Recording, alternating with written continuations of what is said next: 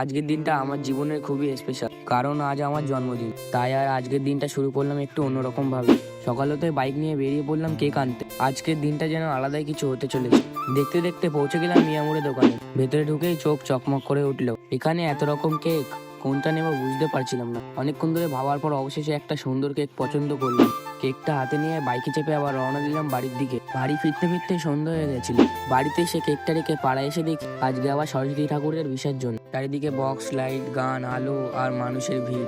পুরো পাড়া যেন উৎসবের রঙে রঙিন হয়ে গেছে। তারপরে বাড়ি ফিরতেই দেখি ঘরটা পুরো ডেকোরেশন করা হয়ে গেছে। বেলুন, লাইট, সাজানো টেবিল, মনে হচ্ছিল আর সত্যি আমি স্পেশাল। তারপরে আমি ড্রেস প্যান্ট পরে রেডি হয়ে গেলাম। এক এক করে সবাই আসতে শুরু করলো, বন্ধু, আত্মীয়, পাড়ার লোক। তারপর এলো সেই মুহূর্ত, কেক কাটার সময়। সবাই মিলে হাততালি, হাসি আর শুভকামনায় ভরে উঠলো ঘরটা।